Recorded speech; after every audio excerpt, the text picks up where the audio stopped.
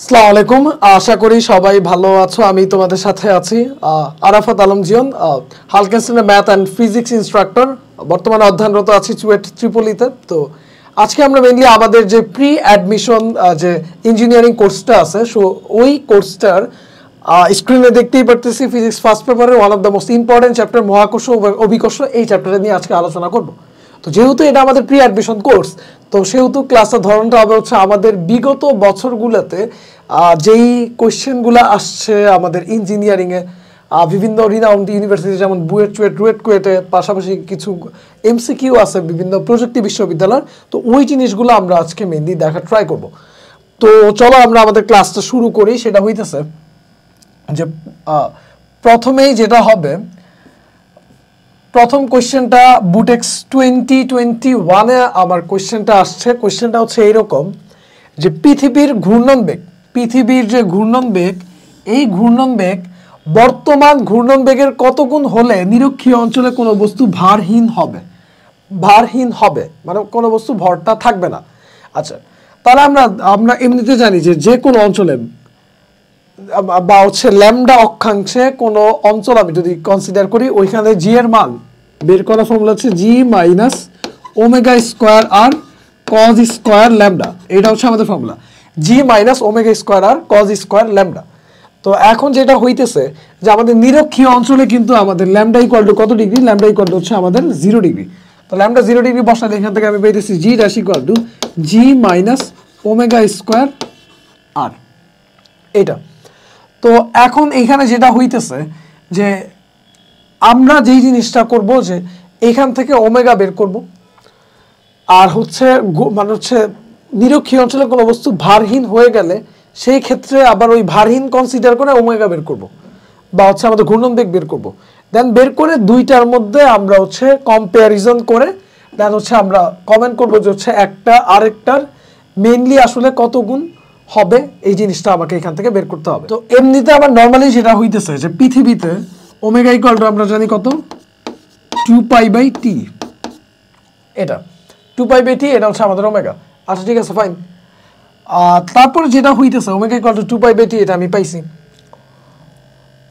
এখন নর্মালি নিরক্ষীয় অঞ্চলে বা এটা একটু ক্যালকুলেট করলে 2π আর নিচে যেটা টি মানে হচ্ছে আমরা একদিন চিন্তা করি, পৃথিবীতে একদিনে ঘুরে টোটাল কত, 86,400 সেকেন্ড। 86,400 ভাগ করে দিলে এটা দিবে হচ্ছে 43,200। এই ভ্যালুটা যেটা, এটা হচ্ছে পৃথিবীর ঘূর্ণন বেগ নর্মালি থাকে। যদি আমার নিরক্ষীয় অঞ্চলে কোনো বস্তুকে আমি ভারহীন চাই, ভারহীন মানে তার মানে হচ্ছে ভর যেটা থাকবে না, মানে ওজন থাকবে না, এম জি ড্যাশ 0, বা সোজা বাংলার কথা ভারহীন বানাইতে হইলে জি ড্যাশ যে এটার ভ্যালু কত হবে, এটার ভ্যালু হচ্ছে 0 হবে। তো এটার ভ্যালু 0 কনসিডার করে জি মাইনাস এখানে ওমেগা যেটা ধরলাম, এই ওমেগা এটা কি নিরক্ষীয় অঞ্চলে বের করতে চাইতেছি, সাপোজ এটাকে ধরলাম ওমেগা এন স্কোয়ার আর। তো এই অবস্থায় আমি লিখবো হচ্ছে ওমেগা এন স্কোয়ার আর ইকুয়াল টু হচ্ছে আমার জি, বা এখান থেকে লিখি হচ্ছে omega n equal to root আবার এই জি এর নিচে হচ্ছে আমার যাবে হচ্ছে আর, তারপর একটা রুট এসে পড়বে জি বাই আর। এটা তো জি এর ভ্যালু 9.8 বসাবো, আর যেটা এটা হচ্ছে আমাদের পৃথিবীর ব্যাসার্ধ দিবে। পৃথিবীর ব্যাসার্ধ এখানে বসাই দিয়ে এখান থেকে আমরা কি পাবো, ওমেগা এন পেয়ে যাব। তো এইটা কোন অবস্থায়? নিরক্ষীয় অঞ্চলে কোনো বস্তু ভারহীন হইলে তখন ঘূর্ণন বেগটা এটা, আর এটা হচ্ছে নর্মালি পৃথিবীর ঘূর্ণন বেগ। তো আমাকে বলতেছে পৃথিবীর ঘূর্ণন বেগ বর্তমান ঘূর্ণন বেগের কত গুণ হইলে, তো এই যে ওমেগা এন যেটা এত গুণ হইলে, omega n divided by omega, এই রেশিও বের করে ফেলবো। এখান থেকে ক্যালকুলেট করে এটা বের করবো। আর এর মান কিন্তু 6.4 × 10⁶।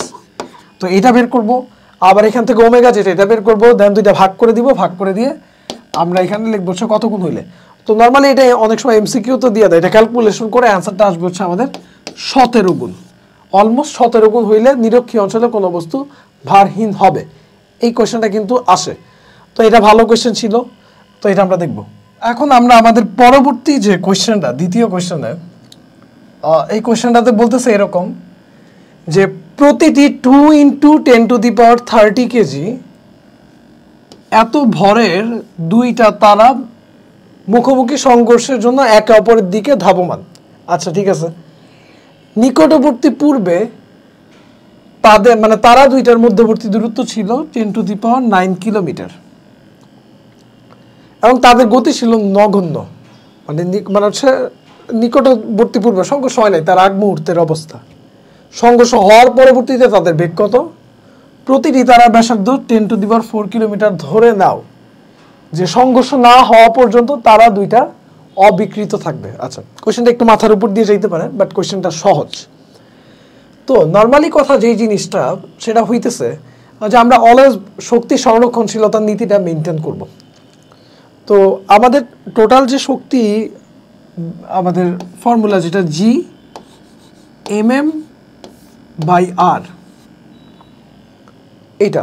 এটা হচ্ছে আমাদের শক্তির ফর্মুলা, বা হচ্ছে আমরা বলতে পারি বিভব শক্তি বলতে পারি, -G/mm/r ক্যালকুলেশন করে এটা আসে। তো এখন প্রাথমিক অবস্থায় প্রতিটা মানে হচ্ছে দুইটা তারা, তো আমি ধরলাম প্রত্যেকটা তারার ভর হচ্ছে m করে, তাহলে ইনিশিয়ালি তাদের টোটাল শক্তিটা হচ্ছে G/mm হচ্ছে এদের মধ্যবর্তী তখন দূরত্ব কত ছিল? 10⁹ কিলোমিটার। তাহলে 10⁹ ইন্টু 10⁵ মিটারে নিলাম। দেন পরবর্তীতে যখন সংঘর্ষ হইতেছে, সংঘর্ষ হওয়ার পরে কত হবে? -G/m বাই, এখানে কি আসবে? এইখানে যে জিনিসটা আসবে যে সংঘর্ষ হওয়ার পরবর্তী স্টেজে এখানে তো একটা দূরত্ব আছে, সংঘর্ষ যখন হয়ে গেছে, এই হচ্ছে একটা তারা, এই একটা তারা, দুইটা সংঘর্ষ হয়ে গেছে। তা এখন দুইটা প্রত্যেকটা তারা ব্যাসার্ধ দেওয়া আছে, এই তারা ব্যাসার্ধ 10⁴, এই তারা ব্যাসার্ধ 10⁴। তো এদের মধ্যবর্তী এখন দূরত্ব যেটা চিন্তা করব, দুইটা তারা ভার কেন্দ্র থেকে বা কেন্দ্র থেকে এই দূরত্ব নিব। এইটা এইখানে এই মেথড, জাস্ট এই কনসেপ্টটাই ইম্পর্টেন্ট, যে দুইটা তারা সংঘর্ষ হয়ে গেলে তখন তাদের মধ্যবর্তী দূরত্ব কতটুকু? দূরত্ব হচ্ছে এই যে দুইটার ভার কেন্দ্রের মধ্যবর্তী দূরত্ব। তো এটা কত? 10⁴ প্লাস 10⁴, এটা দেওয়া কিলোমিটারে 10⁵ দিয়ে গুণ করে দিব। এখনো কাজ শেষ হয় নাই, আরেকটু কাজ বাকি আছে। সংঘর্ষ যে হইছে, এই ইনিশিয়ালি যে টোটাল শক্তিটা ছিল এইটা দুইটা পোর্শন ভাগ হয়ে গেছে, একটা বিভব শক্তিতে, আরেকটা গতি শক্তিতে কনভার্ট হবে। ওই গতি শক্তি কত? 1/2 mv²। তো কারণ আমাদের সংঘর্ষ পরে দুইটা বেগ চেয়েছে, দুইটা বেগ হচ্ছে আমি দিলাম মিলিত বেগ। এখন ওইটা লেখার আগে আমাকে 2 দিতে হবে। কেন? কারণ দুইটা তারা, নট একটা তারা, দুইটা তারা। এই কারণে দুইটা টোটাল ভর কত? 2m, বা যেটাকে আমি 2 বাইরে দিলাম, আর এখানে 2 ইন্টু লিখবো 1/2 mv²। তাহলে এইটা হচ্ছে একটা লাইন যে হচ্ছে আমাদের ওভারঅল শক্তি সংরক্ষণশীলতা নীতি থেকে পাই। টোটাল এই শক্তিটা একটা বিভব শক্তি আর হচ্ছে গতি শক্তিতে কনভার্ট হয়ে যায় এরকম। তো এখান থেকে আমার হচ্ছে আমার এম এর মান দিয়ে দিছে, এম এর মান বসাবো, সব কিছু বসাবো, জি দেওয়া আছে, খালি মিসিং কি বি। তো সংঘর্ষ করে তাদের বেগ বি, এইটা আমি ইজিলি বের করে ফেলতে পারবো। তো এইটা আমাদের অ্যান্সার। আচ্ছা, পরের যে কোয়েশ্চেনটা, এবং এটা খুবই গুরুত্বপূর্ণ কোয়েশ্চেন, রেগুলার পরীক্ষাতে আসে, খুবই গুরুত্বপূর্ণ কোয়েশ্চেন। যে বলতেছে মনে করো পৃথিবীর কেন্দ্র দিয়ে, মানে হচ্ছে আমি একটা পৃথিবী চিন্তা করছি, তো পৃথিবীর কেন্দ্র দিয়ে আমি এইখান থেকে, এই যে এটা পুরাটা পৃথিবী ছিল, মাঝখানে এখানে ছিল হচ্ছে সেন্টার। তো এই কেন্দ্র দিয়ে আমি একটা কি করছি, এক প্রান্ত থেকে অপর প্রান্ত পর্যন্ত একটা টানেল খনন করা হয়েছে। এই যে ফাঁকা স্থান যেটা, এটা হচ্ছে আমাদের টানেল। তো একটা টানেল খনন করা হলো। দেখাও যে এই টানেলে আমি যদি একটা পাথর ফেলে দিই, কোন একটা পাথর বা বল যাই ফেলে দিই, ওইটা এর গতিটা সরল দোলন গতি হবে। এবং এই কোয়েশ্চেনটা এত বেশি ইম্পর্টেন্ট যে এগুলো বুয়েটেও আসছিল, রুয়েটেও আসে, বিভিন্ন জায়গায় বারবার ঘুরে ফিরে আসে। তো এটা ভালো মতো বুঝতে হবে। তো এটা এবং পাথরটা সরল দোলন গতির পর্যায়কাল নির্ণয় করতে বলছে, টি, যেখানে পৃথিবীর ঘনত্ব এত দেওয়া আছে। আচ্ছা, তো একটা টানেল আমি খনন করছি। তো এই পথে আমরা, এটা হচ্ছে আমাদের পৃথিবীর কেন্দ্র। তাহলে আমি একটা কাজ করি, সেটা হইতেছে এতটুকু তো হচ্ছে আমাদের ব্যাসার্ধ, আর আমি এই বিন্দুতে অভিকর্ষ ত্বরণ বের করতে চাই। পৃথিবীর কেন্দ্রে কিন্তু 0, এটা হচ্ছে পৃষ্ঠে কিন্তু জি, এখানেও পৃষ্ঠ, এটাও কি জি। আমি ধরলাম এখানে একটা পয়েন্ট ধরলাম, এই পয়েন্টের নাম আমি ধরলাম হচ্ছে আমাদের এ পয়েন্ট। এই পয়েন্টটা আমি ধরলাম এ পয়েন্ট। তো আমি চাইতেছি যে আমাদের এ বিন্দুতে আমি অভিকর্ষ ত্বরণের মান বের করতে, জি এ, এটা। তো এটা কিন্তু কি পৃথিবীর পৃষ্ঠ থেকে কি অভ্যন্তরে না, একটু অভ্যন্তরে। তো আমি ধরলাম এতটুকু যে হাইট, এই হাইটটা এই হাইটটাকে আমি ধরলাম হচ্ছে এইচ, এতটুকু হচ্ছে এইচ এটা। আর তাহলে এতটুকু হাইট কতটুকু, এই যে এটা হচ্ছে সেন্টার ধরলাম ও, এতটুকু হাইট, এটা কত হবে, এটা হবে হচ্ছে আমাদের আর মাইনাস এইচ, যেটাকে আমি ধরলাম হচ্ছে এক্স এর সমান। আমি চাইতেছি পৃথিবীর অভ্যন্তরে কোনো বিন্দুতে অভিকর্ষ ত্বরণ বের করতে। কেন এটা দিয়ে করলাম, কারণ টানেল তো হচ্ছে কি পৃথিবীর অভ্যন্তরে চলে গেছে না, বা হচ্ছে যে পৃষ্ঠ থেকে কি ভিতরের দিকে চলে গেছে না, তো ত্বরণ বের করে আমি এটা যে একটা সরল দোলন গতি, এই জিনিসটা প্রুফ করবো আর কি। কারণ সরল দোলন গতির যে বৈশিষ্ট্য সেটা ছিল হচ্ছে ত্বরণ সরণের সমানুপাতিক এবং হচ্ছে আমাদের বিপরীতমুখী, এটা ছিল আমাদের বৈশিষ্ট্য। তাহলে এখান থেকে যেটা আমি লিখবো সেটা হইতেছে যে জি এ, বা হচ্ছে আমাদের এই যে এই এ বিন্দুতে অভিকর্ষ ত্বরণ যেটা, এটা কিন্তু জি ইন্টু 1 মাইনাস ফর্মুলা কি এইচ বাই আর, এটা। তাহলে এটা কতটুকু গভীরতা আছে, এইচ গভীরতা, এইচ ডিভাইডেড বাই আর। তো এখান থেকে লিখতে পারি G A equal to G into R minus H divided by R, R minus H divided by R. তাহলে আর আছে, আর থেকে এইচ বাদ দিয়ে দিলে আর মাইনাস এইচ যেটা, এটা মানে কত, এটা সমান হচ্ছে এক্স। তো এটা বসাই দিলে এখান থেকে পাবো জি এ ইকুয়াল টু জি, এখানে যেটা হবে যে হচ্ছে আমাদের, আমি তো এই পয়েন্টের মধ্যে বের করতে চাইতেছি অভিকর্ষ ত্বরণ, বা হচ্ছে মানে জি এর মান এই পয়েন্টে, কারণ আমাদের সরল সন্ধিত গতি দেখাইতে হলে এর সমানুপাতিক মাইনাস এক্স এই টাইপের জিনিস আসবে আর কি। তো আমার কেন্দ্র তো এইখানে, এই পয়েন্টটা আমি চাইতেছি জি বের করতে পৃথিবীর অভ্যন্তরে।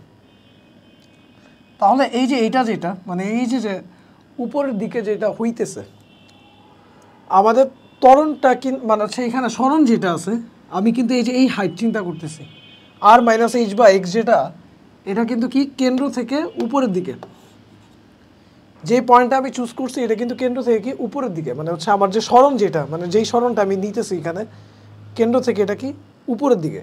কিন্তু আমাদের ত্বরণ যেটা, ত্বরণ কিন্তু অলওয়েজ কাজ করে কি নিচের দিকে। তো ওই কারণে এখানে আমরা একটা মাইনাস দিয়ে দিই, এখানে আমরা একটা মাইনাস দিয়ে দিই।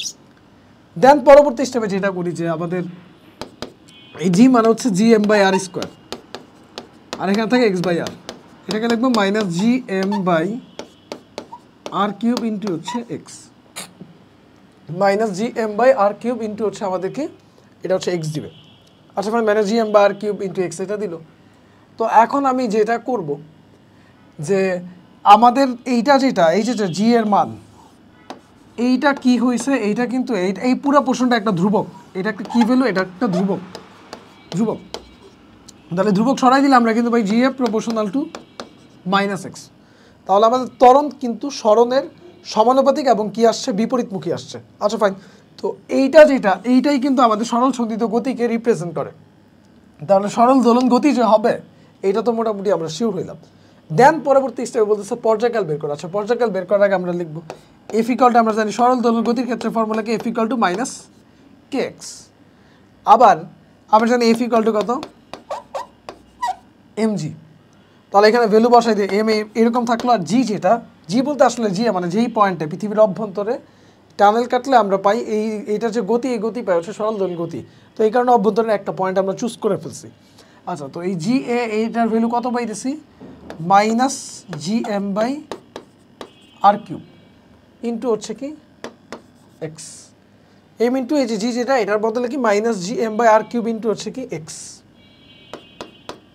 এই জিনিসটা এইটা এবং এইটা ইকুয়াল টু কত মাইনাস কে এক্স। তো এখানে মাইনাস মাইনাস বাদ এক্স এক্স বাদ, তাহলে কি পড়ে থাকে আমি পাইতেছি K equal to G M M by R cube. তাহলে এইটা এখানে লিখে দিই কে ইকুয়াল টু পাচ্ছি জি এম এম বাই হচ্ছে আমাদের আর কিউব।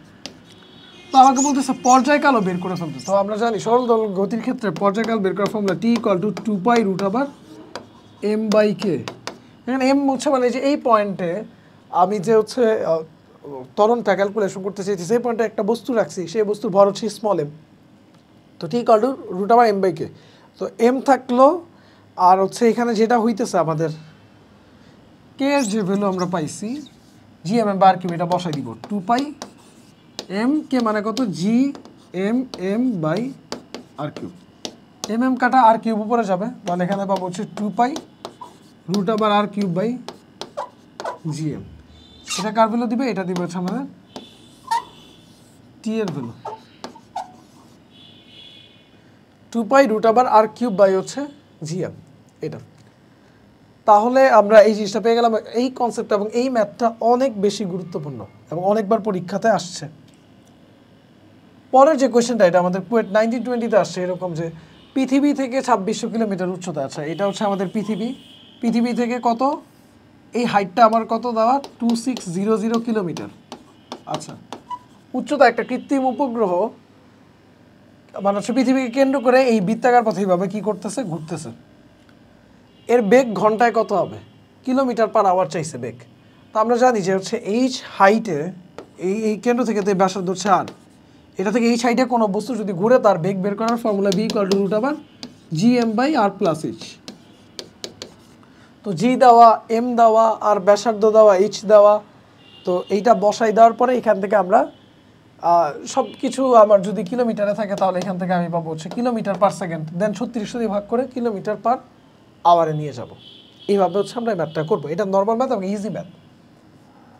পরে বুয়েট 17-18 আবার এই কোয়েশ্চেনটা আসছে, বলতেছে যে 80 কেজি ওজনের একটা কৃত্রিম উপগ্রহ ভূপৃষ্ঠ থেকে কত উচ্চতায় স্থাপন করলে, ভূপৃষ্ঠ থেকে, এই হচ্ছে আমাদের ভূপৃষ্ঠ থেকে কত উচ্চতায়, এই হাইটটা কতটুকু উচ্চতায় স্থাপন করলে তা প্রতি 24 ঘন্টায় 2 বার একই স্থান পর্যবেক্ষণ করতে পারবে।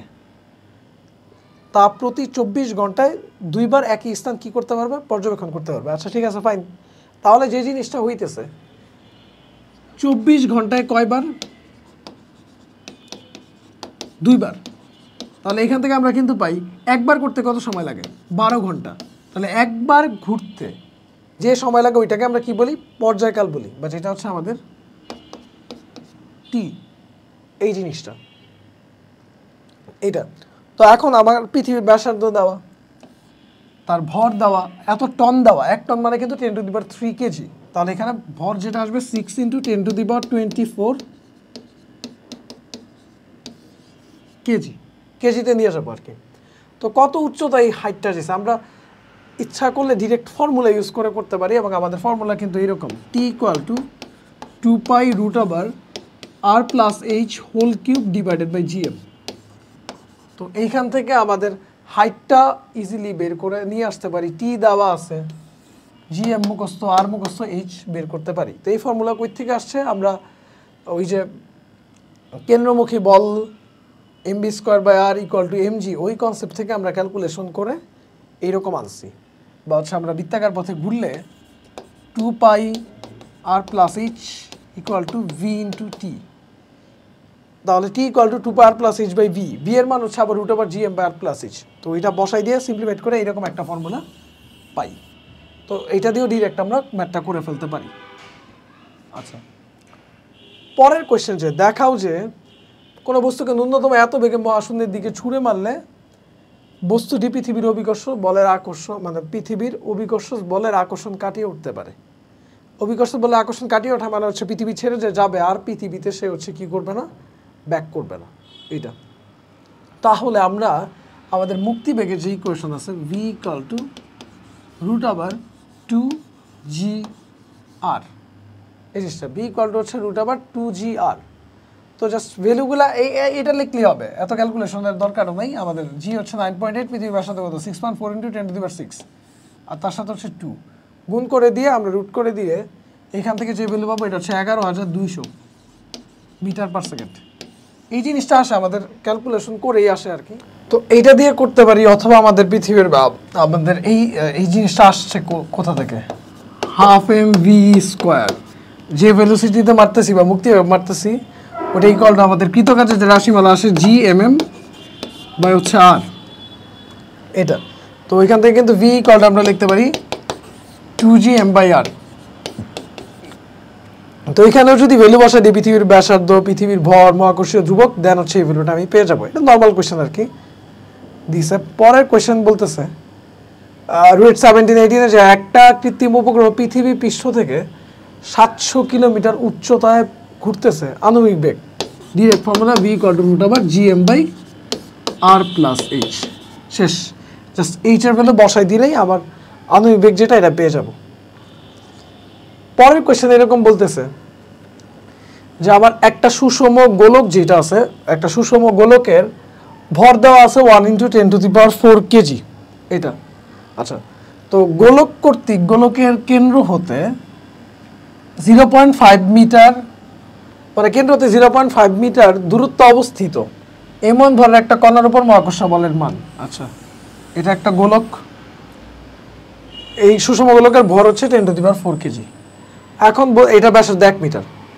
বলতেছে এই গোলকের কেন্দ্র হতে 0.5 মিটার দূরত্ব অবস্থিত, এটা এক্সট্রা আসছে, এটা দরকার নাই। 0.5 মিটার দূরত্ব অবস্থিত এইখানে, এইটা কেন্দ্র হতে 0.5 মিটার দূরত্ব অবস্থিত m1 ভরের একটা কণা নিলাম। m1 ভরের একটা কণার উপরে, এই m1 ভরের একটা কণা দিয়ে আমি একটা কল্পিত গোলক চিন্তা করলাম। এই কেন্দ্র থেকে 0.5 মিটার ব্যাসার্ধ নিয়ে আমি আরেকটা কল্পিত গোলক কনসিডার করলাম, কল্পিত গোলক। আচ্ছা, কল্পিত গোলক। তো এই m1 ভরের একটা কণার উপরে মহাকর্ষ বলের মান কত? 0. মানে হচ্ছে গোলকের কেন্দ্র হতে 0.5 মিটার দূরত্বে অবস্থিত m1 ভরের একটা কণার উপরে মহাকর্ষ বলের মান কত? আছে মহাকর্ষ বলের মান যখন বের করতে যাব m1 ভর এটা তো লাগবে, এবং এই যেটা কল্পিত গোলক কনসিডার করলাম, কারণ আমাদের মহাকর্ষ বল F = কত? g/r²। তো একটা তো হচ্ছে আমাদের m1 ভর, m1ই থাকবে, আরেকটা হচ্ছে কি যে কল্পিত গোলক কনসিডার করছি এটা। যেমন হচ্ছে আমরা পৃথিবী চিন্তা করলে পৃথিবীর ভর কি ক্যাপিটাল M না, এমনি না, কিন্তু এখানে তো কল্পিত গোলক, তো কল্পিত গোলকের ভর লাগবে, এখানে বসবে আর এখানে m1 বসবে, মাঝখানে দূরত্ব আছে, তো কল্পিত গোলকের ভরটা আমার বের করা উচিত। তো এটা কিভাবে বের করব? আমার এই যে সুষম গোলকের ভর দেওয়া আছে, ব্যাসার্ধ দেওয়া আছে, এখান থেকে ঘনত্ব বের করতে পারবো। ρ = m/v। m কত? 10⁴, আর b মানে হচ্ছে 4/3 পাই r³। আর মানে কত? 1³। তাহলে এইটা হচ্ছে কি দিবে? এটা দিবে হচ্ছে আমাদের রো, এই জিনিসটা দিবে হচ্ছে আমাদের রো। আচ্ছা ফাইন, রো দিল। তো এখন যে জিনিসটা হইতেছে, আমি এখান থেকে পাইতেছি কি? রো পাইলাম। তো রো পাওয়ার পরবর্তী স্টেজে এত রো পাইছি, রো = হচ্ছে আমাদের m/v। আমি যদি যে জিনিসটা করতে চাই, ঘনত্বের মান কিন্তু চেঞ্জ হবে না, কারণ উপাদান চেঞ্জ হয় না। আমি একটা কল্পিত গোলক কনসিডার করছি, উপাদান চেঞ্জ না হলে ঘনত্ব ফিক্স থাকবে। তো এখন আমার দরকার এই কল্পিত গোলকের ভরটা আসলে কত। তো এই কল্পিত গোলকের ভর m = ফর্মুলা কি? v × ρ। m = হচ্ছে v × ρ। তাহলে v যেটা, b হচ্ছে আয়তন কত হবে? এই কল্পিত গোলকের আয়তন কত? 4/3 পাই 0.5³। আর ঘনত্ব যেটা, ঘনত্ব পাইছি যেটা 10⁴ / 4/3 পাই এটা। তাহলে এইটা কাটাকাটি করে দিলে এখান থেকে আমরা পাইতেছি যে আমাদের এই কল্পিত গোলকের ভরটা আমি এখানে পেয়ে যাইতেছি। ভালো কথা, এটা পাইছি। তো যখন এটা পাইছি, তো এখন আমি লিখতে পারবো যে এই কল্পিত গোলক বা 0.5 এই মিটার ব্যাসার্ধ বিশিষ্ট এই গোলকের কেন্দ্র থেকে 0.5 মিটার দূরে আর কি m1 ভরের উপর মহাকর্ষ বলের মান যেটা F = এইটা হবে g, দেন হচ্ছে এখান থেকে যে এটার ভর এখানে বসাবো m, মানে এই ভর যেটা পাবো সুষম কল্পিত গোলকের ভর আর কি, m ইন্টু, আচ্ছা m ড্যাশ দি ইন্টু হচ্ছে m1 বাই এদের মাঝখানে যে মধ্যবর্তী দূরত্ব এটা কত? 0.5 এত স্কয়ার। তাহলে এটা হচ্ছে আমাদের অ্যান্সার হবে। আচ্ছা, পরবর্তী কোশ্চেন যেটা বলতেছে যে 20 কেজি ভরের একটা কৃত্রিম উপগ্রহ অজানা ভরের একটা গ্রহের চারদিকে এত মিটার ব্যাসার্ধের বৃত্তাকার পথে আবর্তিত হলে তার পর্যায়কাল এত হয়। গ্রহ পৃষ্ঠের অভিকর্ষ ত্বরণের মান 8 হইলে গ্রহটির ব্যাসার্ধ কত? 20 কেজি ভরের একটা কৃত্রিম উপগ্রহ অজানা ভরের একটা গ্রহর চারদিকে এত মিটার ব্যাসার্ধের বৃত্তাকার পথে হচ্ছে আবর্তিত হলে তার পর্যায়কাল দিয়ে দিছে এত।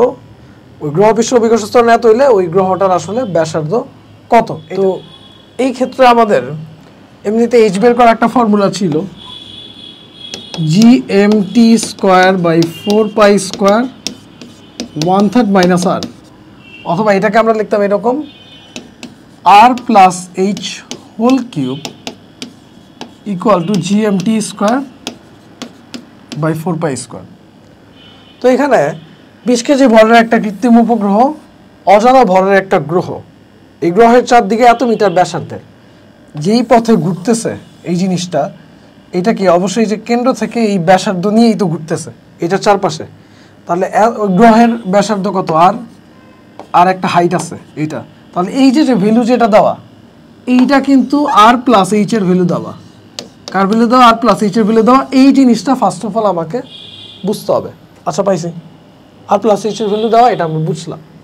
তো এখন এখান থেকে আমরা লিখবো যেটা, যে r+h এই ভ্যালু এখানে বসাবো, জি দেওয়া মুখস্থ, এটা আমি জানি। এম হচ্ছে আমাদের গ্রহের যে ভর যেটা দেওয়া আছে। আচ্ছা, 20 কেজি ভরের একটা কৃত্রিম উপগ্রহ অজানা ভরের একটা গ্রহের চারদিকে ঘুরতেছে। তো তার আগে এই টি যেটা জিএম যে জিনিসটা আছে, জিএম এর বদলে আমরা কিন্তু রিপ্লেস করে দিতে এরকম জিএম ইকুয়াল টু GR², এই জিনিসটা। তো জিএম এর বদলে আমরা কিন্তু GR² বসাই দিতে পারি, যদি আমি ভরটা জানি না, GR² T²/4π²। তো কেন এটা করলাম, কারণ হচ্ছে আমার কিন্তু ওই গ্রহের অভিকর্ষ ত্বরণ দেওয়া আছে 8, এটা পর্যায়কাল কত দেওয়া 2.4 আওয়ার, বা 3600 দিয়ে গুণ করলে সেকেন্ডে যাবে। আর এখানে কি আছে, আমাদের ব্যাসার্ধ যেটা আমার কাছে চাইছে, মিসিং এইচ দেওয়া আছে, বা r+h এর পুরো ভ্যালুটাই দেওয়া আছে। তো সবগুলো বসাই দিলাম, এখান থেকে ইজিলি আর এর মান পেয়ে যাব। তো এইটাই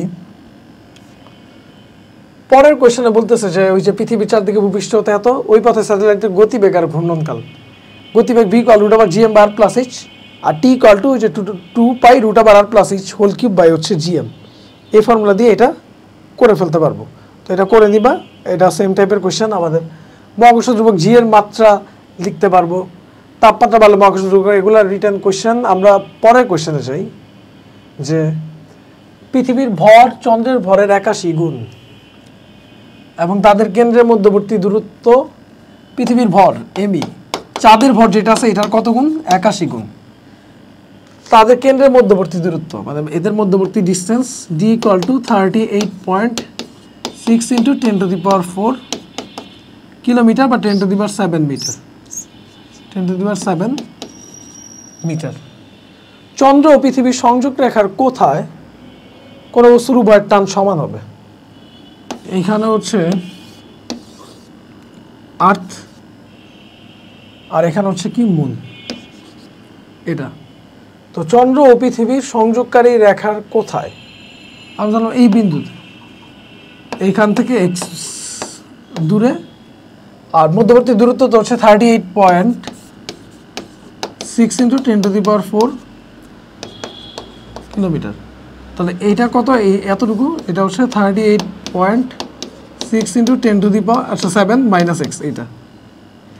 তো কোথায় উভয় টান সমান হবে? তাহলে এই বিন্দুতে আমি ধরলাম কোন একটা ভর যেটার উপরে টান, যেটা মানে হচ্ছে এইটার জন্য টান বের করব, আবার এটার জন্য টান বের করব, দুইটা টান কি লিখবো, সমান লিখবো। এম অবশ্য কাটাকাটি চলে যাবে। তাহলে ফর্মুলা কি, জি MEM/x² = জি, এখানে হচ্ছে আমাদের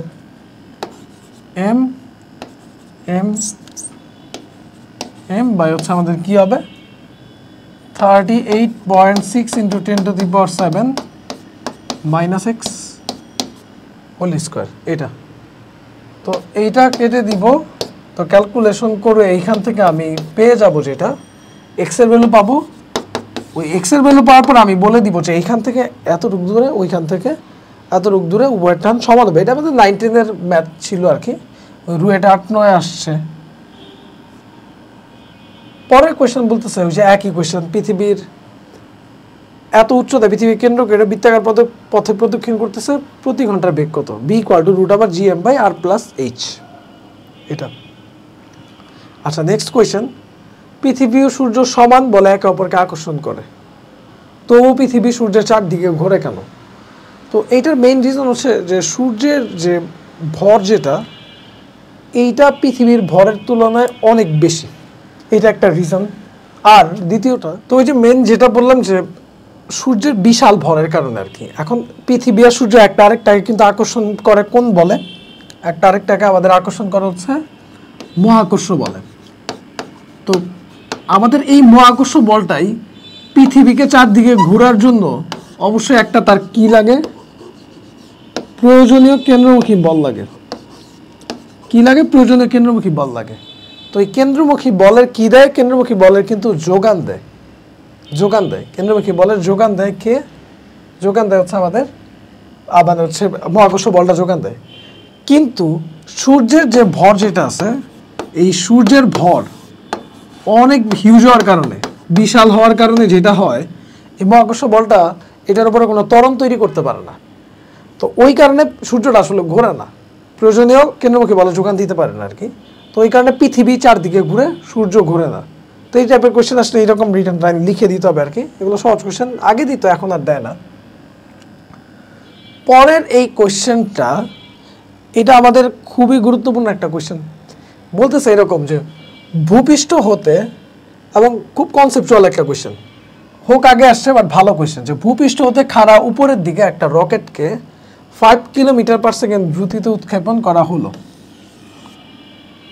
রকেটটা ঠিক ফিরবার মুহূর্তে ভূপৃষ্ঠ থেকে কত উচ্চতায় পৌঁছাবে তা বের করো। তো অনেকে ভাববে h=u²/2g, কারণ সর্বোচ্চ উচ্চতা উঠার পরেই তো ব্যাক করবে, সর্বোচ্চ উচ্চতা শেষ বেগ 0, u²/2g। এইটা এইখানে খাটবে না। ওই u²/2g যেটা, ইউ এর ভ্যালু কিন্তু যখন খুব কম হয়, 100, 200, 300, 400, তখন এটা অ্যাপ্লিকেবল আমরা করি। কিন্তু যখন এটা 5 কিলোমিটার/সেকেন্ড, 5000 মিটার/সেকেন্ড, তখন ওই ডিরেক্টলি u²/2g এইটা দিয়ে করলে 0, একদম 0। তো তখন আমাদের করার যে প্রসেস বা স্টেপ সেটা হইতেছে, আমি ধরলাম এটা হচ্ছে আমাদের ভূপৃষ্ঠ, এটা হচ্ছে আমাদের ভূপৃষ্ঠ, এটা হচ্ছে কেন্দ্র, এটা হচ্ছে আর ব্যাসার্ধ আর কি। তো আমি ধরলাম যে ভূপৃষ্ঠ থেকে কত উচ্চতায়, এইচ উচ্চতায়, ভূপৃষ্ঠ থেকে কতটুকু উচ্চতায়, এইচ উচ্চতায় পৌঁছানোর পরে এই ভূপৃষ্ঠ যেটা আছে, যেটা ভূপৃষ্ঠ থেকে কতটুকু উচ্চতা উঠবে, এইচ উচ্চতা উঠবে। আচ্ছা, তো ভূপৃষ্ঠ থেকে এইচ উচ্চতায় পৌঁছাইছে, তো এরপরে এখান থেকে আবার কি করতেছে সে, মানে এখান থেকে এই উচ্চতায় পৌঁছানোর পরবর্তী স্টেপে সে হচ্ছে আবার কিন্তু নিচের দিকে হচ্ছে আবার ব্যাক করতেছে। ফাইন। তো ওই হাইটটা কত আমাকে বলতেছে যে হচ্ছে, মানে হচ্ছে এই পৃষ্ঠ থেকে কত উচ্চতায় পৌঁছাবে তারপরে সে ব্যাকটা করবে এটা। তো এত দ্রুতিতে যেহেতু তারা উৎক্ষেপণ করছি, তাহলে সে একটা গতিশক্তি নিয়ে উপরে উঠতেছে, সেটা হচ্ছে 12 mv²। এটা এখন এই পয়েন্ট থেকে এই পয়েন্টে, মানে পৃষ্ঠ থেকেই তো সে কি উপরের দিকে উঠতেছে। তো এই কারণে তার কৃত কাজ কতটুকু, গতিশক্তি ইকুয়ালটুকু কৃত কাজ, এই কনসেপ্ট দিয়ে আমরা যাব। তো আমরা এখান থেকে ক্ষুদ্র একটা পোর্শন কেটে নিই, ধরলাম dr। তো কৃত কাজ যেটা, এটা হচ্ছে আমাদের f/dr। ইন্টিগ্রেশন করবো এখানে, এই পুরা পদটাই তো চাইতে হবে। এটা কত, এখানে শুরু কত r, এটা হচ্ছে r পয়েন্ট r, আর এটা হচ্ছে কত r+h। তাহলে ইন্টিগ্রেশনের লিমিট হবে হচ্ছে আমাদের r থেকে r+h। তো এখানে f যেটা আছে, f এর ভ্যালু হচ্ছে gmm/r², gmm/r²। এই যে এইটা আমরা ধরলাম gmm/r², যেহেতু dr এর সাপেক্ষে ইন্টিগ্রেশন করতেছি, dr লিখলাম, আর এটা লিমিট কত r থেকে r+h। তো gmm এই যে 12 mv², এটা এখানে থাকলো, gmm এটাকে বাইরে আনছি, 1/r², যেটা 1/r², এটা হচ্ছে এটাকে করলে কত দিবে, এটা হচ্ছে r−2। এটার ইন্টিগ্রেশন কি, এই যে gmm এটা তো ধ্রুবক 1/r², r−2, এটার ইন্টিগ্রেশন কি, আমরা পাওয়ার যা থাকে তার সাথে এক যোগ, নিচেও কি এক যোগ। তো করলে এটা কিন্তু আমাকে দিবে -1/r, -1/r। তো এটা হচ্ছে r থেকে r+h। তাহলে এখান থেকে পাইতেছি হচ্ছে G M M R plus H এখানে বসাবো -1/r প্লাস এইচ মাইনাস মাইনাসে প্লাস এটা এখানে বসাই দিলে -1/r প্লাস এইচ মাইনাস মাইনাসে প্লাস 1/r এই জিনিসটা এখান থেকে পাইছি। তো লসাও করে ফেললে জি এম এম নিচে কত হবে 1/r -1/r প্লাস এইচ। তো এটা রেখে দিলে হবে, আবার লসাগু করলেও চলবে না করলেও চলবে, এই পর্যন্ত রেখে দিলেই হবে। এটাই করলে কত 1/2 mv²। mm কেটে দিব, বেগ দেওয়া আছে, জি মুখস্থ এম মুখস্থ, পৃথিবীর ব্যাসার্ধ আর দেওয়া আছে, এইটা দেওয়া আছে, এখান থেকে এই ভ্যালু টোটালি ক্যালকুলেটরে বসাই দিব, ক্যালকুলেটর ডিরেক্ট সলভ করা যায়। তো বসাই দিয়ে এখান থেকে রিমেইনিং কি হাইট বের করে ফেলবো। তাহলে এই কোশ্চেনটা এটা আমার জন্য খুবই জরুরি। এটা কীভাবে আসছে যে ইন্টিগ্রেশন করে এই প্রসেসে। তো এই ম্যাথটা অনেক বেশি গুরুত্বপূর্ণ এবং আমাদের পরীক্ষার জন্য, এবং রিসেন্টলিও মনে কোনো না কোনো জায়গায় আসছে বা আসতে পারে, চান্স আছে, একটু ঘুরাই পাশে দিতে পারে। তো এই ব্যাপারগুলো একটু খেয়াল রাখতে হবে। আচ্ছা, পরবর্তী ম্যাথ যেটা আছে, পরবর্তী ম্যাথ আমরা যাই। পরবর্তী ম্যাথে বলতেছে যে একটা সেকেন্ড দোলক ভূপৃষ্ঠে সঠিক সময় দেয়, খুবই স্বাভাবিক, ভূপৃষ্ঠে সঠিক সময় দিবে। আর চন্দ্রে নিয়ে গেলে এর দোলনকাল কত হবে, চাঁদে নিয়ে গেলে দোলনকাল কত হবে। পৃথিবীর ভর চন্দ্রের ভরের 81 গুণ, পৃথিবীর ব্যাসার্ধ চন্দ্রের ব্যাসার্ধের 4 গুণ। পৃথিবীর ভর চন্দ্রের ভরের 81 গুণ, পৃথিবীর ব্যাসার্ধ চন্দ্রের যে ব্যাসার্ধ আছে 4 গুণ। এটা তো এখন ওইখানে নিয়ে গেলে দোলনকাল কত হবে। তো দোলনকাল কিন্তু ডিপেন্ড করতেছে হচ্ছে জি এর উপরে, কারণ টি ইকুয়াল টু আমাদের 2π√L/g। আচ্ছা, তো সেকেন্ড দোলক দৈর্ঘ্য চেঞ্জ করলাম না, দৈর্ঘ্য অপরিবর্তিত, টি প্রপোর্শনাল টু 1/√g, জি এর সাথে সাথে টি এর মান চেঞ্জ হয়। আচ্ছা, তো আমাদের ধরলাম জি ইকুয়াল টু এখানে কত হবে GME/RE²। আমি একদম রেশিওই লিখে ফেলি, আর জিই বাই হচ্ছে জিএম, আর হচ্ছে জিএম যেটা এটা হচ্ছে কত GME/RE² divided by GMM/RM²। G by হচ্ছে জি বাই হচ্ছে জিএম এটা। তো এইখানে আমাদের জি বাদ RM² উপরে যাবে, এখানে এরকম আসবে GE/GM ইকুয়াল টু, যেটা হবে ME into RM² by MM into RE²। এইটা আচ্ছা হয়েছে। তো এখন ME/MM যেটা, ME/MM এটা কত, এটা হচ্ছে 81 ইন্টু RM/RE, এই যে RM/RE এটা ভাগ করে দিলে 1/4 পাবো, স্কোয়ার করে দিলে 1/16 GE/GM এটা পাবো। তো এখান থেকে ক্যালকুলেশন করে আমরা পাইতেছি GE ইকুয়াল টু 81/16 GM এটা, অথবা GE/GM ইকুয়াল টু 81/16। এখন আমরা এটা যদি পেয়ে যাই, এখন কিন্তু আমরা আমাদের দোলনকাল নর্মালি পেয়ে যাব। কীভাবে পাবো হচ্ছে আমাদের দরকার হচ্ছে কি চাঁদের দোলনকাল TM, পৃথিবীতে সেকেন্ড দোলকের দোলনকাল কত 2 সেকেন্ড, এটা ইকুয়াল টু কত লিখবো GE/GM। তো GE/GM এই রেশিও পাইছিলাম 81/16, এটা করলে কত 9/4, আর টি এটা গুণে এখানে 2 দিবে, কাটাকাটি করলে 2 আসলো কত 4.5 সেকেন্ড। তো এটা মানে এখান থেকে পাইছে হচ্ছে 4.5 সেকেন্ড, এটা হচ্ছে চাঁদের দোলনকাল। পরে কোশ্চেনটা বলতেছে পৃথিবীতে কত সময় অতিক্রান্ত হলে চাঁদের দোলকটা 1 ঘন্টা দেখাবে। পৃথিবীতে কত সময় হলে চাঁদে এটা 1 ঘন্টা দেখাবে। তো এই যে এখানে যা প্রুফ করে আসছি এটাই, কারণ হচ্ছে আমাদের চাঁদে এটা কত দেখাবে 1 আওয়ার, পৃথিবীতে কত এটা আমাকে বের করতে বলছে। এখান থেকে পাই GE/GM। তো এটা আমি বের করব, এটা বসাই দিব কত 1 আওয়ার বসাইলাম, এটা ক্যালকুলেশন করে এটা কত দেয় 9/4, 9/4। তো টি ইকুয়াল আমি পাবো 4/9 আওয়ার। তাহলে চাঁদে 1 ঘন্টা দেখালে পৃথিবীতে কত হবে 4/9 আওয়ার, যদি ঘন্টা হিসাব করি আর কি, আবার মিনিট সেকেন্ডে নিতে পারি, সমস্যা নেই। পরের কোয়েশ্চেনে বলতেছে যে সমবেগে আমি যদি লিফটে নিয়ে যাই এই জিনিসটা, এইটাকে,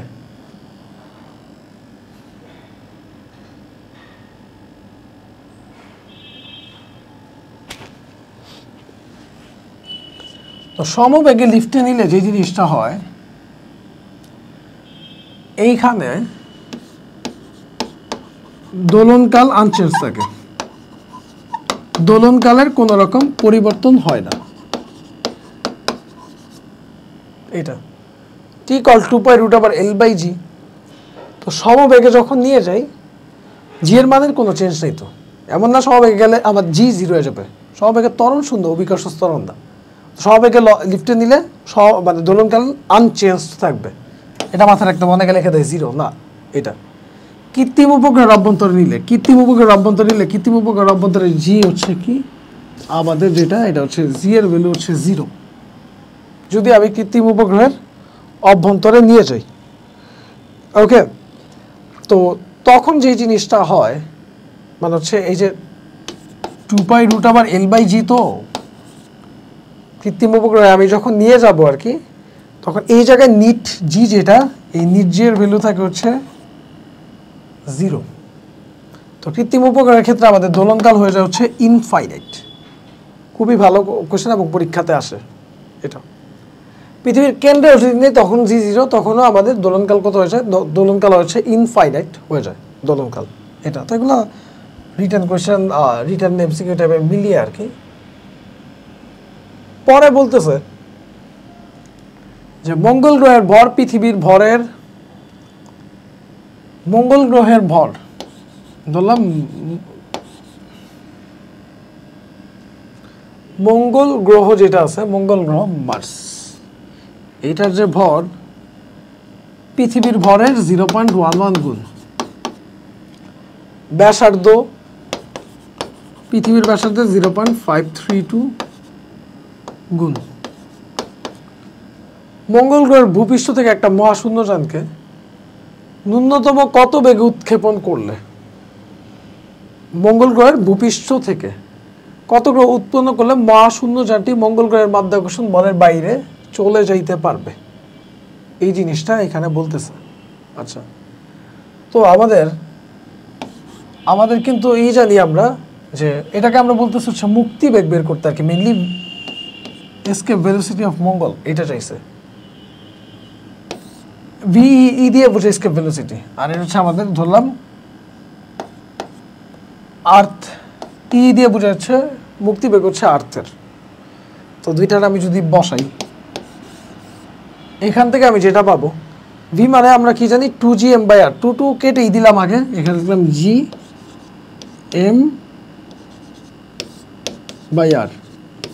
এই জায়গাতে যেটা হবে g/r,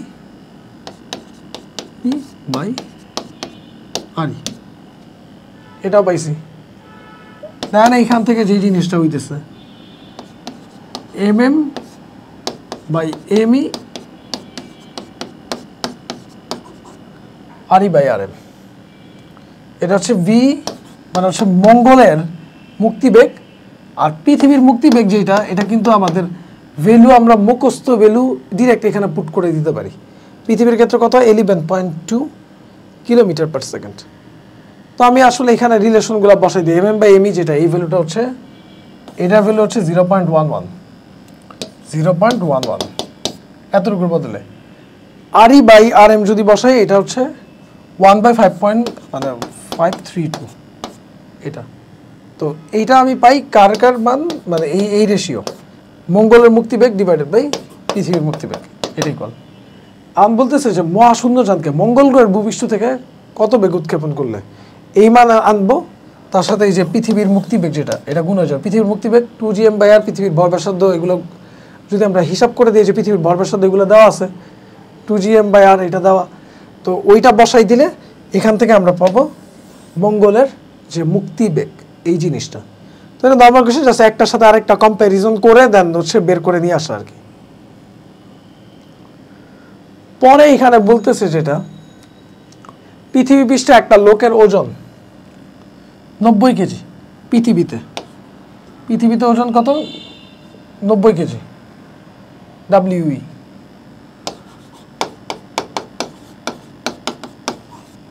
দেন মঙ্গলের ভর পৃথিবীর ভরের 1/9 অংশ।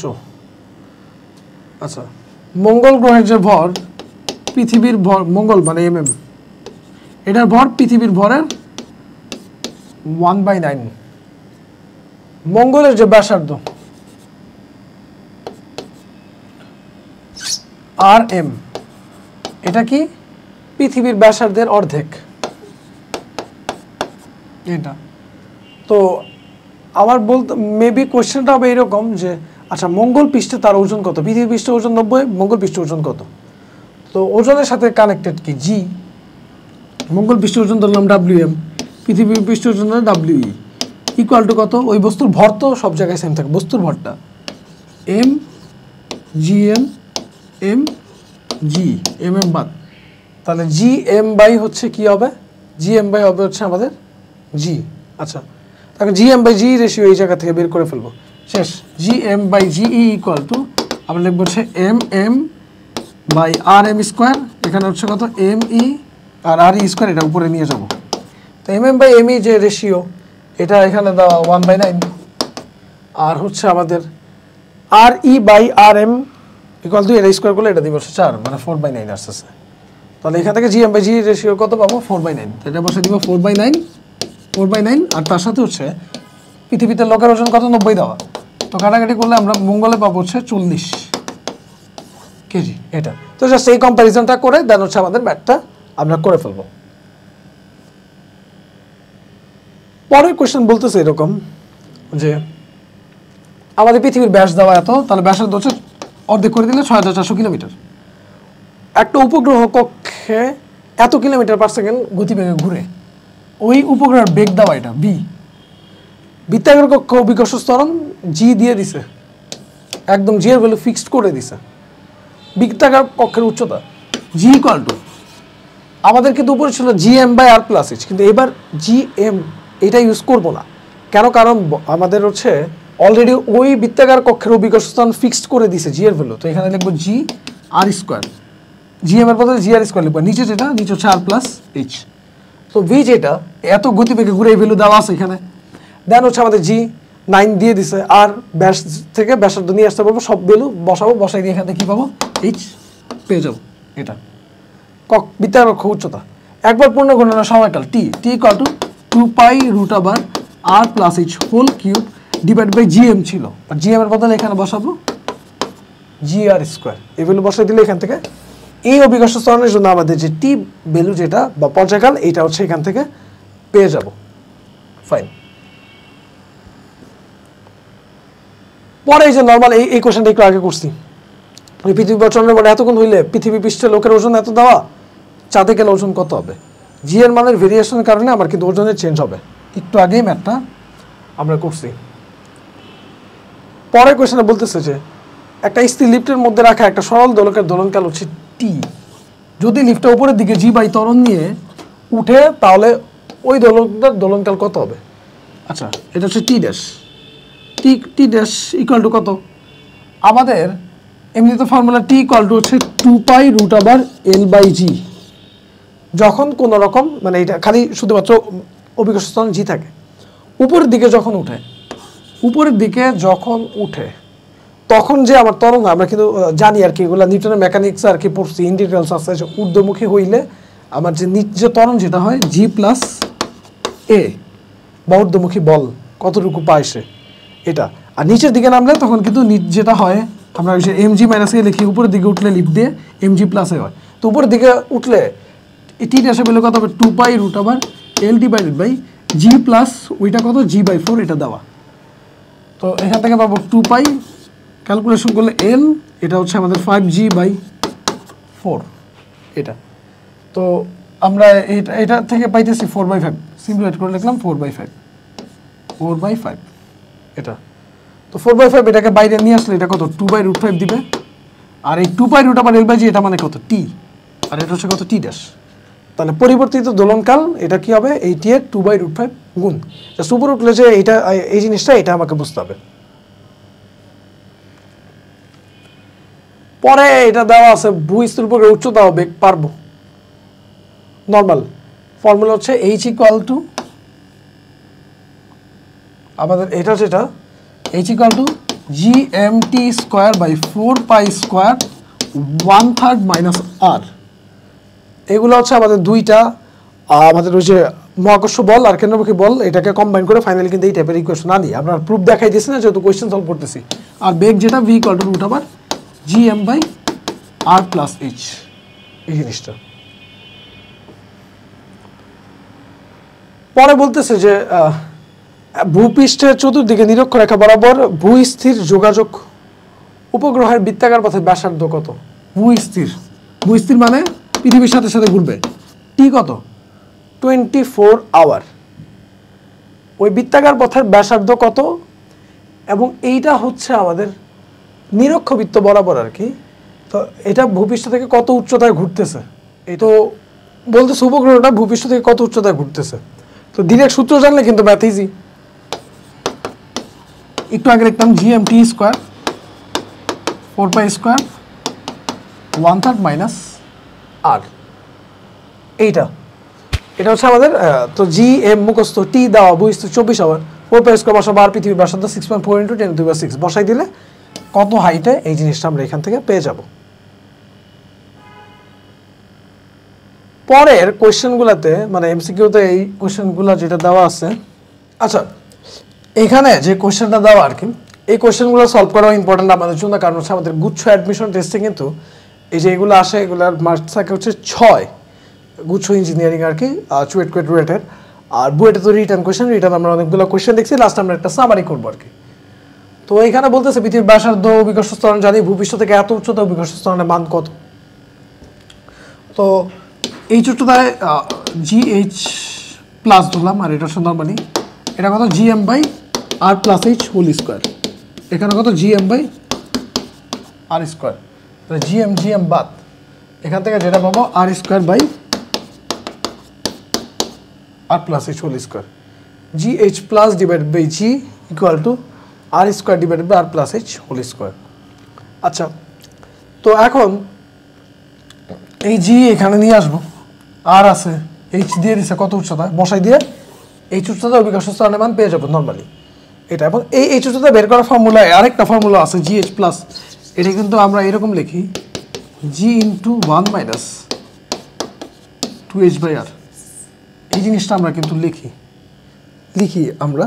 তো এখন যে জিনিসটা হইতেছে আমাদের, সেটা হইতেছে যে অনেক সময় দেখা গেছে এখানে ভ্যালু বসাই দিলে অনেকগুলো ভ্যালু মিসিং হয়ে যায়। তো আমরা ট্রাই করবো এই ফর্মুলা ইউজ করতে। যদি এটাতে অপশন মিলে যায় ভালো কথা, না মিলে তখন এইটা দিয়ে করবো আর কি। কিন্তু অ্যাজ ইউজুয়াল এইটা হচ্ছে আমাদের এক্সাক্ট প্রসেস। ওইটা তো আমাদের বহুপদী করে মানে হচ্ছে দ্বিপদী করে অনেকগুলো টার্ম বাদ দিয়ে দেন হচ্ছে করি। পরের কোয়েশ্চেন বলছে ক্যাপলারের দ্বিতীয় সূত্র থেকে কোন রাশি নিত্যতা সূত্র প্রমাণ করা যায়। ক্যাপলারের দ্বিতীয় সূত্রটা বলে যে হচ্ছে এরকম যে সমান সময়ে গ্রহগুলো সমান ক্ষেত্রফল অতিক্রম করে। আমাদের আগের বইগুলোতে গিয়াসারের বইগুলো মানে অনেক আগের বইগুলোতে এই বর্তমানে সিলেবাসে নাই, ওইখান থেকে দেখা যায় দ্বিতীয় সূত্র থেকে কৌণিক ভরবেগের বা MVR এইটার একটা মানে হচ্ছে সমতা রক্ষা থাকে আর কি। তো এই প্রুফটা আমি দেখাবো না, কিন্তু এইটা মনে রাখা ইম্পর্টেন্ট, খুব ভালো কোয়েশ্চেন। ক্যাপলারের দ্বিতীয় সূত্র থেকে আমরা হচ্ছে কৌণিক ভরবেগের নিত্যতা এটা প্রমাণ করতে পারি। ভূপৃষ্ঠ থেকে কত গভীরে, এটা তো গভীরতায় যে জিনিসটা হইতেছে এগুলোও কিন্তু 6 মার্কের কোয়েশ্চেন। গভীরতার ক্ষেত্রে ডিরেক্ট সূত্র ইউজ করতে পারবো, g1 - h/r। এটা তো ভূপৃষ্ঠ থেকে কত গভীরে অভিকর্ষ ত্বরণের মান ভূপৃষ্ঠের মানের 1/4 হবে। তো ভূপৃষ্ঠের মানের কত 1/4, কত গভীরে এটা বের করতে বলছে। জি এটা বাদ কত আসে 1/4। তো 1/4 = 1 - h/r। এখান থেকে আমরা বের করবো হচ্ছে এটা ক্যালকুলেশন করলে 3/4, ক্যালকুলেশন করে এখান থেকে হাইটটা বের করে নিতে পারবো। আর তো দেওয়াই আছে। ভূপৃষ্ঠ থেকে 200 কিলোমিটার ঊর্ধ্বে একটু আগে করে আসছি। ভূপৃষ্ঠ থেকে 1000 কিলোমিটার উঁচুতে অভিকর্ষ ত্বরণের মান করে আসছি একটু আগে। একই ঘনত্বের, আচ্ছা দিছে যে একই ঘনত্বের দুইটা গ্রহের ব্যাসার্ধের অনুপাত 2:1 হলে জি এর অনুপাত কত হবে? এই জিনিসটা জি এর অনুপাত কত হবে? জি ইকুয়াল টু gm/r²। জি থাকুক, r² থাকুক। এম মানে কত? V rho. বি মানে কত? এই গ্রহগুলো আমরা ধরে হচ্ছে গোলাকার টাইপের আর কি, 4/3 পাই r³ ভি ইন্টু রো, এটা হচ্ছে রো। r² দিয়ে এটা কাটাকাটি করলে আর থাকে, তাহলে পরে থাকে হচ্ছে 4/3 পাই, এখানে কত হবে? আর রো জি। এই প্রশ্নটা 4/3 পাই আর রো জি, এটা হচ্ছে কার ভ্যালু? এটা হচ্ছে জি এর ভ্যালু। তো এখন আমাকে বলতেছে যে একই ঘনত্বের, ঘনত্ব ফিক্সড, জি এটা তো ফিক্সড ভ্যালু এটা, তো 4/3 পাই এটাও কিন্তু আমাদের হচ্ছে ধ্রুবক, তাহলে আমরা কিন্তু এখানে ফাইনালি পাইতেছি ইকুয়েশন থেকে জি প্রপোর্শনাল টু কিন্তু আর এটা। তো হচ্ছে গ্রহ দুটা ব্যাসার্ধের অনুপাত 2:1 হলে জি এর কত কত হবে? 2:1 হবে। তাহলে এই জিনিসটা বুঝতে হবে, দেন এখান থেকে আমরা পাবো এটা কত? 2:1 এটা। আচ্ছা এটা বুঝছি, ফাইন। পরবর্তী কোয়েশ্চনে একটা উপগ্রহকে বলতেছে, একটা উপগ্রহ পৃথিবী তলের কাছ দিয়ে ঘুরতেছে, এইটাকে আমি অসীমে পাঠাইতে চাইতেছি। তাহলে এইটার যে গতি, যেটা আসলে গতি কতটুকু বাড়াইতে হবে, এই জিনিসটা বলতেছে এখানে। এখন পৃথিবীর তলের কাছ দিয়ে ঘুরলে বেগ কত থাকে, মানে পৃষ্ঠের কাছ দিয়ে ঘুরলে বেগ কিন্তু আমাদের ভি ইকুয়াল টু আর জি, এইটা কিন্তু আসে জি আর mv²/r equal to mg, cut v² equal to rg। পৃথিবীর তল দিয়ে ঘুরলে b ইকুয়াল টু √rg, এই কনসেপ্ট থেকে আর কি পাই আমরা। কেন্দ্রমুখী বল আর ওই ওজন বা মহাকর্ষ বল, এই দুইটা সমান হয় আর কি, কেন্দ্রমুখী বল আর ওজন এটা। তো আর যদি অসীমে পাঠাতে চায়, অসীমে পাঠানো মানে কি? মুক্তিবেগ দিতে হয়। তো মুক্তিবেগ যেটা, মুক্তিবেগ ইকুয়েশন কিন্তু 2√2rg এটা। তাহলে অসীমে পাঠাতে হলে গতি বাড়াইতে হবে, পৃথিবীর তল দিয়ে ঘুরলে বেগ এটা বা গতি এটা, যদি অসীমে পাঠাইতে চাই লাগে এটা, তাহলে বাড়াইতে হবে কত? পার্সেন্টেজ দেওয়া আছে, বাড়াইতে হবে √2gr minus √gr divided by initially যেটা ছিল √gr ইন্টু 100%। তো এইখান থেকে আমরা এটা যদি ক্যালকুলেশন করি, এটা ভ্যালু অলমোস্ট 41 পয়েন্ট সামথিং দেয়, বা অ্যান্সার হচ্ছে আমাদের 40%। তো এই ভ্যালু মুখস্থ রাখলেও রাখতে পারি, কারণ অনেক সময় দিয়ে দেয় আর কি, কতটুকু গতি বাড়াইলে পৃথিবী তলের কাছে ঘুরতেছে, এটা বুঝছি আশা করি। পরের কোয়েশ্চেন এখানে বলছে যে আমার পৃথিবী পৃষ্ঠ হতে 700 কিলোমিটার ঊর্ধ্বে, সরি পৃথিবীর পৃষ্ঠ হতে আবার 700 কিলোমিটার ঊর্ধ্বে একটা কৃত্রিম উপগ্রহ পৃথিবীকে প্রদক্ষিণ করতেছে আনুভূমিক বেগ b ইকুয়াল √gm/r+। এটা খুবই কমন কোয়েশ্চেন এবং রেগুলার পরীক্ষাতে আসে। পরের কোয়েশ্চেন এখানে বলছে যে, তো পৃথিবীর ভরের দ্বিগুণ ভর ও 3 গুণ ব্যাসার্ধ বিশিষ্ট কোন গ্রহ থাকে, তাহলে উক্ত গ্রহের তলে 1 কেজি ভরের ওজন কত হবে? তো ভর দেওয়া আছে, আমার উক্ত গ্রহের জি কত এটা বের করতে হবে। তো এই জি বের করবো কি, এই নতুন গ্রহটা, এটা জি হচ্ছে দিলাম জি ড্যাশ বাই জি, এই জি ড্যাশ ইকুয়াল টু কত? জি M dash by R dash square, এখানে জি পৃথিবীর যেটা G M by R square. তো এম আর এম ড্যাশের মধ্যে রিলেশন দেওয়া, আর আর আর ড্যাশের মধ্যে রিলেশন দেওয়া, ওগুলা বসাই দিব, জি জি কেটে ফেলবো, জি ড্যাশ আর জি এর মধ্যে একটা রিলেশন পেয়ে যাবো। তো হচ্ছে জি এর এত গুণ এই জি ড্যাশটা আসবে, তো ওই জি ড্যাশ পেয়ে 1 কেজি ভরের ওজন কত হবে? 1 ইন্টু জি ড্যাশ এটা। তো এটা হিসাব করলে আমরা হচ্ছে ওইটা ইজিলি পেয়ে যাব। তারপরে যে জিনিসটা আমরা করতেছি সেটা হইতেছে এরকম যে, আমাদের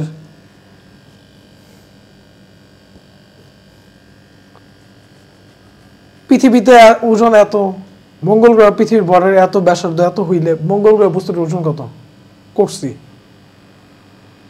একটা কৃত্রিম উপগ্রহ থেকে ভূপৃষ্ঠ থেকে নির্দিষ্ট একটা উচ্চতায় ঘুরতেছে, যেখানে অভিকর্ষ ত্বরণের মান এত দেওয়া উচ্চতা। ওই যে আমরা একটু করলামই আর কি, যে এইটার জন্য যেহেতু জি দিয়ে দিছে, V equal to not G M use করবো না, ইউজ করবো জি আর স্কোয়ার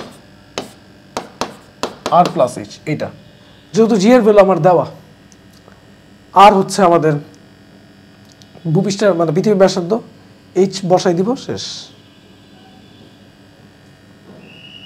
পরের কোয়েশ্চেন বলতেছে যে এত মিটার দূরত্ব অবস্থিত দুইটা ইলেকট্রনের মধ্যে মহাকর্ষ বল এবং তড়িৎ বল উভয় ক্রিয়া করে, অভিকর্ষ বলের মান তড়িৎ বলের চেয়ে কত গুণ বড় বা হচ্ছে ছোট। এটা তো এটা আসলে কিছুই না, এটা হচ্ছে আমাদের ওই যে মহাকর্ষ বল বা অভিকর্ষ বল যেটা, এটা হচ্ছে কত, জি ইলেকট্রনের দুইটার ভর যদি আমি চিন্তা করি, ভর কিন্তু হচ্ছে আমাদের 9.11 × 10⁻31 কেজি। m1 মানে m স্কোয়ার ধরলাম, যে দুইটা ভর সমান, এতটুকু দূরত্ব আছে। তো এখানেও দূরত্ব আর স্কোয়ার রয়েছে, কিন্তু আমি যখন তড়িৎ বল যাব বা ইলেকট্রিক ফোর্স, তখন কিন্তু এখানে হবে হচ্ছে আমাদের সি, এবং তখন হচ্ছে চার্জ চলে আসবে, দুইটার চার্জ ইলেকট্রন স্কোয়ার আমি ধরলাম, এটা হচ্ছে 1.67 বা 1.6 × 10⁻19 স্কোয়ার, আর দূরত্ব তো ফিক্স। তো এই দুইটা, আর সি এর মান কিন্তু 9 × 10⁹। তো এই দুইটার মধ্যে রেশিও করে আমরা হচ্ছে পাবো কোনটা বেশি কোনটা কম। কথা বুঝে গেছে? তো নর্মালি জাস্ট এখানে ভর আসবে, এখানে কি আসবে, চার্জ আসবে, এটা হচ্ছে পার্থক্য। পৃথিবীর ভর ও চন্দ্রের ভর এত, চন্দ্রপৃষ্ঠের অভিকর্ষ ওই যে করছি, G equal G M by R square দিয়ে ব্যাসার্ধের মধ্যে কম্প্যারিজন, ভরের মধ্যে কম্প্যারিজন, দেন একটা অভিকর্ষ ত্বরণ জানি আর একটা অভিকর্ষ ত্বরণ ইজিলি বের করে ফেলতে পারতেছি। এইটা দেন এখানে বলছে যে পৃথিবীর পৃষ্ঠ হতে সর্বদা এত কিলোমিটার ঊর্ধ্বে কৃত্রিম উপগ্রহ পৃথিবীর চারদিক হতে কত আণবিক বেগে প্রদক্ষিণ করে। ভি ইকুয়াল রুট ওভার জি এম বা আর প্লাস এইচ। মঙ্গল গ্রহ মুক্তিবেগের মান, এটা আসলে ক্যালকুলেশন করে আমাদের পৃথিবীর ভরের সাথে ওইটার ব্যাসার্ধের কতটুকু আর কি, তো ওইটা দিয়ে আমরা মঙ্গল গ্রহের মুক্তিবেগের মান কিন্তু বের করতে পারি। 5.1 আসে as usual, formula root over 2 G M by R. যদি সেকেন্ড দোলকের দৈর্ঘ্য এত % বাড়ানো হয় তবে দোলনকাল কত হবে। দৈর্ঘ্য এত % বাড়াবো, ইনিশিয়ালি দৈর্ঘ্য ছিল L1 = L, বাড়ানোর পরে L প্লাস L এর 22.5% বা এটা, তো এটা কত দিবে, এটা হচ্ছে 100L plus 22.5L by 100, 122.5L by হচ্ছে 100। এটা হচ্ছে কি, এটা হচ্ছে আমাদের পরিবর্তিত দৈর্ঘ্য, এটা রিপ্রেজেন্ট করে, এটা হচ্ছে আমাদের পরিবর্তিত দৈর্ঘ্য। আচ্ছা, পরিবর্তিত দৈর্ঘ্য এটা দিল। এখন বলতেছে তাহলে হচ্ছে তার দোলনকাল কত হবে, মানে পরিবর্তিত দোলনকাল কত হবে। আমি যদি ওই এই দৈর্ঘ্যটা বাড়াই, দৈর্ঘ্য বাড়ানোর পরে তো এটা L2 আসছে হচ্ছে এত, তাহলে আমরা ধরলাম পরিবর্তিত দৈর্ঘ্য এটা হচ্ছে T2 by T1 root over L2 by L1। তো L2 এর বদলে আমি বসাই দিব 122.5L বাই 100, L1 মানে কত, L, এটা কাটা, T1 কত সেকেন্ড দাও, 2, এটা হচ্ছে T2। তো ক্যালকুলেশন করলে এখান থেকে আমরা একটা ভ্যালু পাবো, এইটাই হচ্ছে আমাদের অ্যান্সার। পৃথিবীর ব্যাসার্ধ দেওয়া, অভিকর্ষ ত্বরণ দেওয়া, পৃথিবী পৃষ্ঠতে কোনো বস্তুর মুক্তিবেগ 2 জি এম বাই আর, এই ফর্মুলা ইউজ করব করে আমরা পাবো হচ্ছে 11 বা 11.2, বা এটাকে লিখছো 1.2 × 10⁴ মিটার পার সেকেন্ড। একটা সেকেন্ড দোলকের দৈর্ঘ্য 3 গুণ বৃদ্ধি করলে, এটা নর্মাল কোশ্চেন একটু আগে দেখলাম। তোমার ওজন এত, মঙ্গল গ্রহে কত, মঙ্গল গ্রহের ভর আর ব্যাসের মধ্যে তুলনা করে দিচ্ছে, যে জি এর মানের কারণে ওজনের কি হবে, চেঞ্জ হবে, এটাও দেখছি। পরে বলতেছে যে 20 কেজি ভর একটা বালক 10 মিটার ব্রিজ থেকে নদীর পানিতে লাফ দিচ্ছে, পানি থেকে 5 মিটার উঁচুতে পৌঁছানোর পর তার ওজন কত হবে? মানে পানি থেকে যখন হচ্ছে মানে হচ্ছে সে 10 মিটার ব্রিজ থেকে নদী পানিতে লাফ দিছে, পানি আছে, পানি থেকে 5 মিটার উঁচুতে আছে। তো যখন উঁচুতে আছে তখন কিন্তু সে কিন্তু আর হচ্ছে ইয়ে নাই, মানে সে কিন্তু ভূপৃষ্ঠে নাই, সে আছে কই? শূন্যে। কথা বোঝা গেছে? শূন্য মানে কি? আমাদের হচ্ছে যেটাকে ওই যে আমরা বলি না বায়ু শূন্য অবস্থান, বা হচ্ছে পৃথিবীর বাইরে। ওই নাসার অভিযানে আমরা দেখা যায় যে হচ্ছে স্পেসে মানে হচ্ছে মহাকাশে গেলে কিন্তু মানুষ কিন্তু উড়ে, ওজনহীন অনুভব করে। তো আবার কিন্তু সে হচ্ছে আছে কই? আমাদের হচ্ছে পানিতেও পড়ে না, পানির 5 মিটার উপর আছে, এই শূন্যে আছে সে। তো শূন্যে কিন্তু আমাদের জিয়ের বেদ হচ্ছে আমরা জিরো ধরে ওজনহীন অনুভব করি ওই মুহূর্তটাতে। ওইটা আসলে বিচার করা পসিবল না, বাট চিন্তা করা আর কি। তো তখন তার ওজন আসলে হচ্ছে 0 নিউটন। পানিতে পড়লে তখন আবার ওজন ফিল করবে, ব্রিজে ছিল ওজন ফিল করবে, যখন হচ্ছে পড়ার সময় ফিল করবে। কিন্তু যদি আমি একটা সার্টেন টাইমে আটকাই দিই 5 মিটার উপরে, ওই মোমেন্টে ওটা তো শূন্য অবস্থান করতেছে, ওজনহীন অনুভব করবে, তাহলে এটা হচ্ছে 0 নিউটন। পৃথিবীর কেন্দ্র থেকে পৃথিবীকে ঘিরে ঘূর্ণায়মান একটা উপগ্রহের দূরত্ব দ্বিগুণ করা হলে, উপগ্রহের দূরত্ব দ্বিগুণ করা হলে তার গতিবেগ কি হবে? তো এখন এটা ভালো একটা কোশ্চেন। তো তার উপগ্রহের মানে এমনিতে আমাদের গতিবেগ বা বেগের যে ফর্মুলা সেটা কিন্তু দেয় v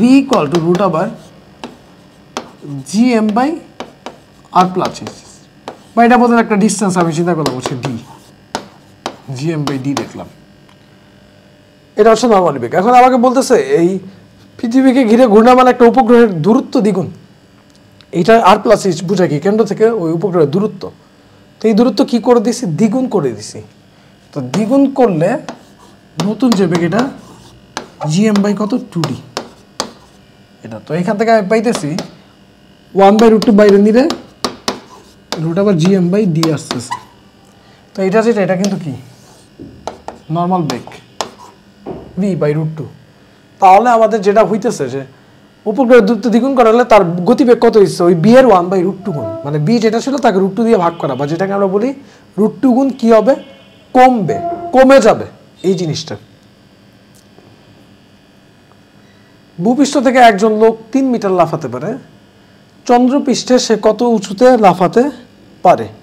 এই কোশ্চেনটা যথেষ্ট কনসেপচুয়াল এবং খুবই ভালো একটা কোশ্চেন।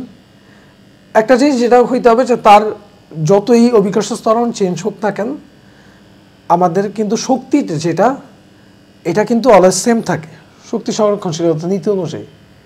তাহলে আমি ধরি যে ভূপৃষ্ঠে MEGEHE, চন্দ্রপৃষ্ঠে গেলে MMGMHM, এটা।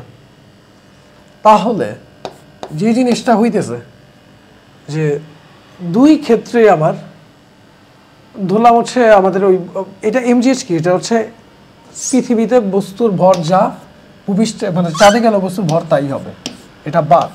তাহলে GH = GMHM, HM = কি আসতেছে? GE/GM × H। তাহলে এই যে এইটা যেটা এই GE/GM এই ভ্যালুটা এটা আসলে কত দেয়? এই ভ্যালুটা কত? আমরা যে জিনিসটা বলতেছি যে চাঁদে অভিকর্ষ ত্বরণ পৃথিবীর অভিকর্ষ ত্বরণের 6/1 তাহলে GE/GM যেটা এই ভ্যালু কত হবে? 6 হবে।